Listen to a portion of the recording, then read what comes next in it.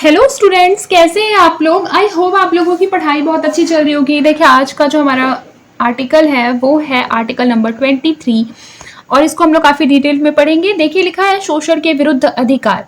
तो याद रखिएगा कि भारतीय संविधान का ये एक बहुत महत्वपूर्ण आर्टिकल है जो कि क्या है, शोषण के विरुद्ध अधिकार। यह नागरिकों को कुछ प्रकार के शोषण से बचाने का प्रावधान करता है, जो हम आगे देखेंगे।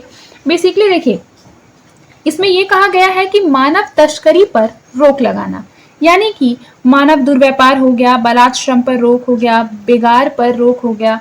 बेगार का क्या अर्थ होता है बताइए। बेगार एक ऐसी प्रथा होती है जिसमें कि किसी भी व्यक्ति को क्या कर लिया जाता है, बिना किसी भुगतान के काम कराया जाता है। तो इसको जो आर्टिकल नंबर 23 है वह अवैध घोषित करता है। उसके पश्चात कि यदि कोई व्यक्ति आर्टिकल नंबर 23 का उल्लंघन करता है तो वह कानूनन दंडनीय अपराधी हो जाता है। याद रखिएगा कि यह प्रावधान जो है वह केवल सरकार पर लागू नहीं है। इसके अलावा यह जो प्रावधान है वह निजी व्यक्तियों पर भी, यानी निजी संस्थाओं पर भी लागू होता है। यानी कि कोई भी नागरिक या फिर कोई भी संस्था किसी दूसरे व्यक्ति से बेगार श्रम यानी जबरन श्रम जो है वो नहीं करा सकता। फिर अगर आगे देखें उदाहरण के रूप में, तो अगर किसी गरीब व्यक्ति को पैसे का लालच देकर किसी कोठी में जबरन काम पर रखा जाता है और उसे छुट्टी या वेतन भी नहीं दिया जाता, तो यह जो है वो आर्टिकल नंबर 23 का उल्लंघन हो जाएगा। मान लीजिए अगर किसी गांव में जो जमींदार है वो अपने खेतों में बिना पैसे के मजदूरों को क्या कर लेता है, काम के लिए रख लेता है, तो वह भी संविधान के अनुसार क्या हो जाएगा, अवैध हो जाएगा। अब हमने ये सारी चीजें यहाँ पर पढ़ लिए हैं। इसके अंतर्गत ही खरीद फरोख्त भी आता है, मानवीय अंगों का दुर्व्यापार भी नहीं करना है, महिलाओं का दुर्व्यापार भी अवैध है। उसके पश्चात बच्चों का दुर्व्यापार हो गया, इच्छा विरुद्ध कार्य नहीं कराया जा सकता, बंधुआ मजदूरी इत्यादि सभी क्या है, अवैध है।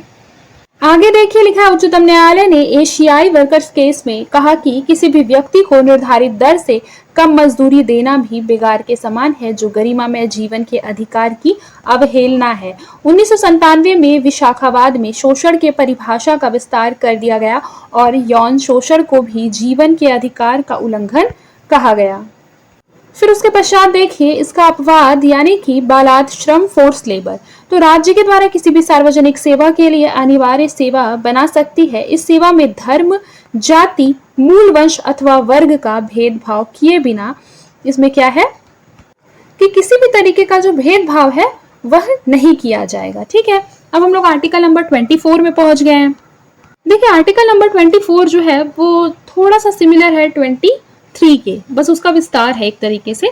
देखिए, इसमें बोला गया है बेसिकली कि बच्चों की जो शोषण है उसके विरुद्ध अगर कोई अधिकार प्राप्त करता है तो यह क्या हो जाएगा, आर्टिकल नंबर 24 से वह व्यक्ति जो है प्राप्त करेगा। यानी कि यह भी शोषण के विरुद्ध अधिकार के ही अंतर्गत आता है और विशेष रूप से किसको सुरक्षा देता है, बच्चों को सुरक्षा देता है। आर्टिकल नंबर 24 याद रखिएगा। और इसमें ये बात साफ साफ ये बोला गया है कि 14 वर्ष से कम आयु के जो बच्चे हैं उनसे काम नहीं कराया जाएगा।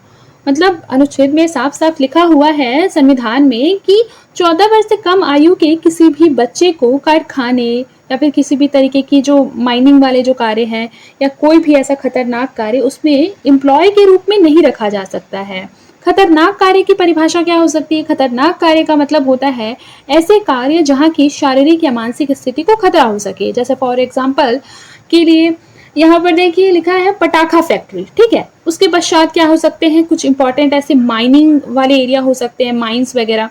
फिर उसके बाद ईंटें भट्टी हो सकती है, कोई ऐसे केमिकल फैक्ट्री जो है वो सारे चीजें हो सकते हैं। यहाँ पर 14 वर्ष से कम उम्र के बच्चों को लगाना जो है वो अवैध है।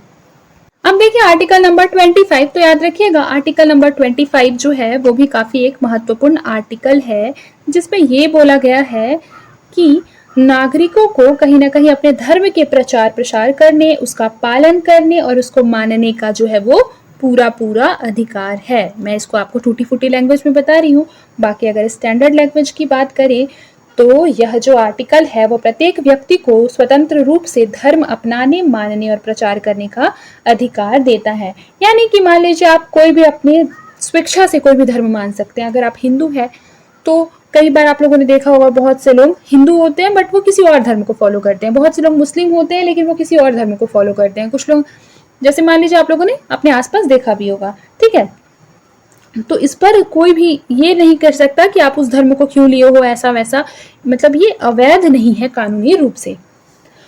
फिर है कि अपने धार्मिक विश्वासों और परंपराओं का आप किसी भी तरीके से पालन कर सकते हैं। अपने धर्म का प्रचार प्रसार भी शांति के साथ आप लोग कर सकते हैं। यह जो अधिकार है वह सार्वभौमिक अधिकार के रूप में है भारत में, क्योंकि यह भारत के सभी नागरिकों, चाहे वो हिंदू हो या फिर मुस्लिम हो या फिर ईसाई हो, बौद्ध हो, जैन हो, क्या है, सभी को यह समान रूप से प्राप्त है। बट याद रखिएगा कि यह जो अधिकार है आर्टिकल नंबर 25 के जरिए जो हमें मिला है वह पूर्णतः एब्सोल्यूट नहीं है। इस पर कुछ ना कुछ युक्ति युक्त प्रतिबंध लगाए जा सकते हैं, जैसे कि सार्वजनिक व्यवस्था का जब बात आएगा तो इस पर प्रतिबंध हो सकता है। मोरालिटी यानी नैतिकता का बात आएगा तो प्रतिबंध लगाया जा सकता है। मान लीजिए कि कोई स्वास्थ्य आपदा आ गई है तो भी प्रतिबंध लगाया जा सकता है, या फिर अन्य नागरिकों के मौलिक अधिकार को अगर कुछ हनन होता है तो उसमें भी क्या हो सकती है, इसमें कहीं ना कहीं प्रतिबंध लगाया जा सकता है। ठीक है, इस चीज को याद रखिएगा। अगर इसको एग्जाम्पल के साथ देखें तो मान लीजिए अगर कोई व्यक्ति है वो सड़क पर तेज आवाज में धार्मिक भाषण दे रहा है जिससे यातायात बाधित हो रहा है, ठीक है, तो यह आर्टिकल 25 के अंतर्गत नहीं आएगा। क्यों? क्योंकि इससे सार्वजनिक व्यवस्था जो है वो छिन्न भिन्न हो रही है। उसको तो ये चीज शांति के साथ करना है ना, मतलब इस तरीके से करना है कि किसी को भी उससे जो है वो प्रॉब्लम ना हो। लेकिन अगर कोई व्यक्ति मंदिर में पूजा कर रहा है या फिर मस्जिद में कोई व्यक्ति नमाज पढ़ रहा है तो यह कहीं ना कहीं उसका मौलिक अधिकार है, इसके लिए उसे रोका नहीं जा सकता है।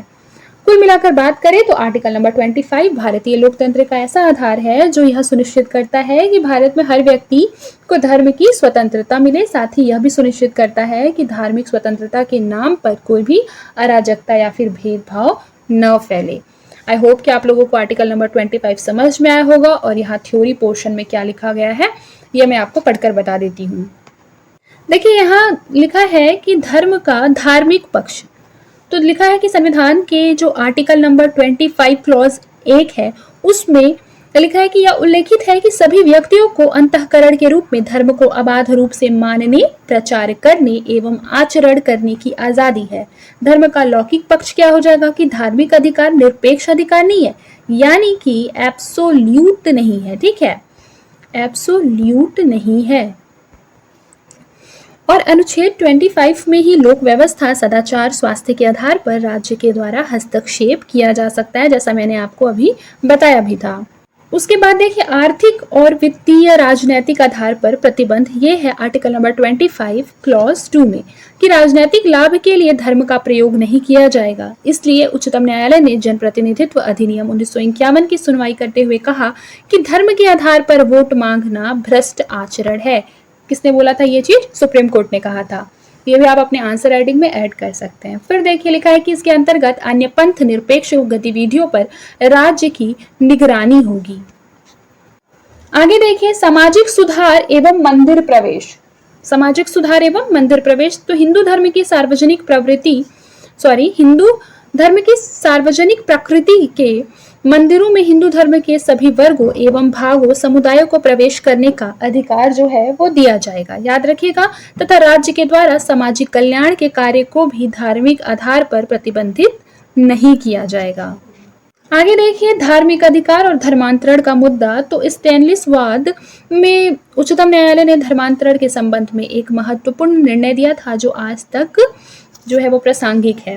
देखिए उसमें क्या बोला गया कि प्रचार के अधिकार में धर्मांतरण का अधिकार शामिल नहीं है, इसलिए उड़ीसा और मध्य प्रदेश के राज्यों द्वारा निर्मित विधियों की संवैधानिक कहा गया था, याद रखिएगा।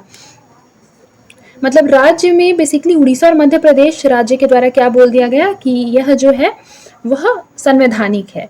फिर उसके बाद देखिए लिखा है कि धार्मिक अधिकार निरपेक्ष अधिकार नहीं है और धर्मांतरण के कारण लोक व्यवस्था पर खतरा उत्पन्न होता है, इसलिए धर्मांतरण पर प्रतिबंध जो है वो तार्किक है। देखिए आप लोगों को यहाँ पर दिख रहा होगा, यहाँ नियोगी समिति लिखा हुआ है। तो नियोगी समिति बेसिकली स्वतंत्र भारत में धार्मिक स्वतंत्रता, धर्मांतरण और धर्म के प्रचार से संबंधित मामलों की जांच के लिए बनाई गई एक बहुत ही महत्वपूर्ण समिति थी। याद रखिएगा इसका जो गठन है वो 1956 में किया गया था। कब किया गया था? 1956 में किया गया था। और इसका जो काम है वो भारत में ईसाई मिशनरियों के द्वारा किए जा रहे धार्मिक प्रचार प्रसार एवं धर्मांतरण की गतिविधियों की जांच करने के लिए बनाया गया था। तो कई बार ऐसे पूछ लिया जाता है प्रीलिम्स में कि नियोगी समिति किससे संबंधित था या फिर नियोगी समिति का क्या उद्देश्य था। तो याद रखिएगा, धर्मांतरण से संबंधित गतिविधियों की जांच करने के लिए बनाया गया था। कब? 1956 में। याद रखिएगा, नियोगी समिति गठित करने वाला जो राज्य था वह कौन था बताइए? मध्य प्रदेश। ये भी याद रखना है आपको, ठीक है। देखिए, अगर बैक ऑफ द स्टोरी हम जाने कि क्या है, तो याद रखिएगा कि 1950 का जो दशक था, उस टाइम पे क्या होने लगा था ना कि आदिवासी इलाकों में बेसिकली ईसाई मिशनरियों द्वारा जो धर्मांतरण का कार्य है वह बहुत तेजी से बढ़ रहा था। यानी कि जितने भी आदिवासी लोग थे वह क्या हो रहे थे, अपना धर्मांतरण कर रहे थे और उनको ईसाई मिशनरी क्या कर रहे थे, बहला फुसला कर धर्मांतरण कर रहे थे, ठीक है। या फिर कोई किसी भी तरीके का लालच देकर या फिर लालच से नहीं मानते हैं तो दबाव देकर। तो इस तरीके से क्या हो जा रहा था, महाराष्ट्र जो मध्य प्रदेश सरकार है उसने क्या किया, नियोगी समिति का गठन किया। फिर उसके बाद देखिए, अभिव्यक्ति की स्वतंत्रता और धार्मिक अधिकार। तो भारतीय दंड संहिता में भी अभिव्यक्ति की स्वतंत्रता पर कई प्रतिबंध आरोपित हैं। कोई भी व्यक्ति दूसरे धर्म के धार्मिक भावनाओं को आहत नहीं कर सकता, केवल यह कहकर कि यह उसकी अभिव्यक्ति की स्वतंत्रता का अधिकार है। याद रखिएगा, धार्मिक भावनाओं को आहत नहीं कर सकता। फिर देखिए, वर्तमान पंजाब सरकार के द्वारा यह प्रस्ताव जो है वो पारित किया गया कि जिस व्यक्ति के द्वारा गुरु ग्रंथ साहिब, भागवत गीता, कुरान और बाइबिल का अपमान किया जाएगा अथवा उसे सार्वजनिक रूप से क्षतिग्रस्त किया जाएगा, यह दंडनीय अपराध माना जाएगा, जिसमें कि व्यक्ति को आजीवन कारावास की जो है वो सजा होगी। फिर देखिए, थर्ड वाला है कि भारत जैसे बहुधार्मिक देश में सांप्रदायिक सौहार्द बनाने के लिए ये विधियां उचित हो सकती है, परंतु इनका निम्नलिखित दुरुपयोग जो है वो संभव है। ऑप्शन नंबर ए, अल्पसंख्यकों के दमन के लिए प्रयोग किया जा सकता है। ऑप्शन नंबर बी, राजनीतिक प्रतिपक्षियों को हतोत्साहित करने के लिए इसका उपयोग जो है वो संभव है। फिर है, इससे नैतिक पहरेदारी जो है वो बढ़ती है। देखिए, अगर निष्कर्ष की बात करें तो जो इसका निष्कर्ष है वह होगा कि मान लीजिए लोकतंत्र में अभिव्यक्ति की स्वतंत्रता का सर्वाधिक महत्व है, ये बात हम सभी जानते हैं। और सांप्रदायिक सौहार्द के नाम पर राज्य के द्वारा नागरिक स्वतंत्रता में हस्तक्षेप किया जा रहा है और भारत में सांप्रदायिक सौहार्द बिगाड़ने में सबसे बड़ा हाथ जो है वो राजनीतिक दलों का है। राजनीतिक दल ही क्या है, सबसे ज्यादा उत्तरदायी है। फिर देखिए, धार्मिक स्वतंत्रता और समानता का अधिकार। उच्चतम न्यायालय ने मंदिर प्रवेश और दरगाह प्रवेश के अनेक मामलों में महिलाओं के प्रवेश के समान अधिकार को स्वीकार किया है। ऑप्शन नंबर, फिर देखिए जो पॉइंट नंबर 2 है उसमें क्या लिखा है कि यह निर्णय प्रगतिशील है। क्या है? प्रगतिशील, क्योंकि लैंगिक समानता को बढ़ाने वाला है और पितृसत्तात्मक सत्ता के विरुद्ध है ये जो अधिकार है। आगे देखिए, महिलाओं के उत्थान के लिए राज्य के द्वारा विशेष प्रावधान किया जा सकता है और मूल कर्तव्य में उल्लेखित कि हम एक ऐसी प्रथाओं का परित्याग करें जो क्या हो, महिलाओं के सम्मान के विरुद्ध हो। और फिर देखिए पॉइंट नंबर 4 है कि शबरीमाला मंदिर में प्रवेश के मामले में स्वयं महिला न्यायाधीश इंदु मल्होत्रा ने कहा कि यह मुद्दा धार्मिक अधिकार से जुड़ा हुआ है, जहां राज्य को हस्तक्षेप नहीं होना चाहिए क्योंकि यह विशुद्ध आस्था का विषय है। आगे निष्कर्ष में देखिए कि हम आस्था से जुड़ा हुआ महत्वपूर्ण विषय है, धर्म जो है वो आस्था से जुड़ा हुआ क्या है, एक महत्वपूर्ण विषय है, परंतु धर्म का जो अधिकार है वो एब्सोल्यूट नहीं है। मैं आपको कई बार बता चुकी हूँ, कोई भी जो अधिकार है वो एब्सोल्यूट नहीं है, सब पर कुछ ना कुछ युक्त प्रतिबंध जो है वो समय के अनुसार लगाए जा सकते हैं। इसलिए यह महिलाओं के स्वयं के चयन का विषय है कि वे मंदिर जाना चाहे अथवा नहीं, परंतु उन्हें प्रतिबंधित करना न केवल समानता के अधिकार के विरुद्ध है अपितु धर्म की मूल मान्यता के भी विरुद्ध है। अब देखिए पंथ निरपेक्ष राज्य के अन्य प्रावधान क्या क्या है। देखिए यहाँ पर लिखा है, ये आर्टिकल नंबर 26 है, ठीक है, आर्टिकल नंबर 26।